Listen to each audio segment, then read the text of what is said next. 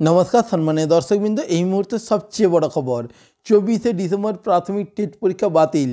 পরীক্ষা কবে হচ্ছে তাহলে কি বলল কলকাতা হাইকোর্ট আরও বিস্তারিত জানিয়ে দিচ্ছি আপনাদেরকে। আপনারা ভিডিওটি অবশ্যই শেষ পর্যন্ত দেখবেন। হাতে মাত্র কয়েকটা দিন তারপরেই রাজ্যে হতে চলেছে প্রাইমারি টেট পরীক্ষা 2023। চলতি বছরের টেট পরীক্ষা 2023-এ অনুষ্ঠিত হবে আগামী 24 ডিসেম্বর 2023 সালে। তবে সেদিন আসছে কলকাতায় প্রধানমন্ত্রী নরেন্দ্র মোদী।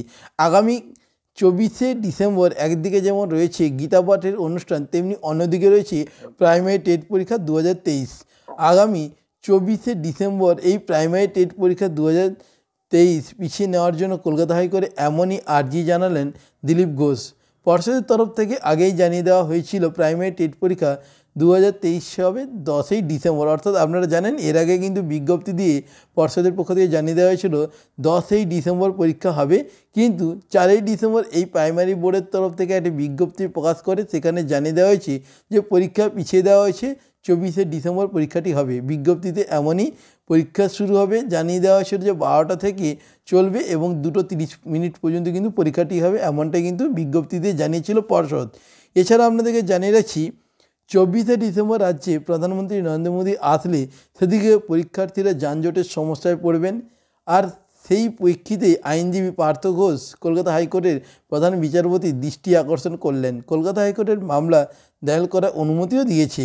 এখন বিষয় দেখার যে প্রাইমারি টেট পরীক্ষা 24 ডিসেম্বর হচ্ছে না বাতিল হচ্ছে, কারণ চাকরি প্রার্থীরা অনেকটাই হায়রানে পড়বে এবং অনেকেই কিন্তু পরীক্ষা দিতে ঘটনাস্থলে কিন্তু পৌঁছতেও পারবে না, এমনটাই কিন্তু জানা যাচ্ছে।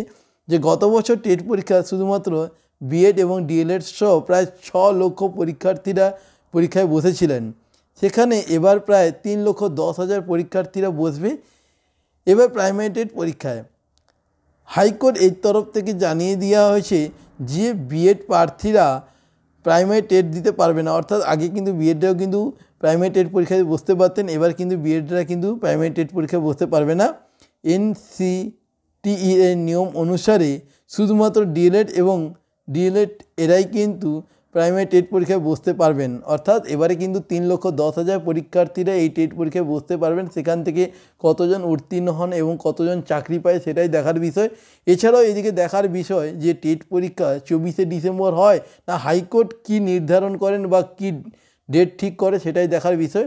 তো পর্ষদের পক্ষে পরবর্তী নোটিশ আসলেই সবার আগে ভিডিওর আপডেট আপনারা এই চ্যানেল থেকেই পাবেন। যারা প্রথমবার চ্যানেলে ভিডিওটি দেখছেন চ্যানেলটিকে সাবস্ক্রাইব করে নেবেন এই ধরনের নতুন নতুন ভিডিও পাওয়ার জন্য। আপনারা প্রত্যেকে ভালো থাকবেন, ধন্যবাদ।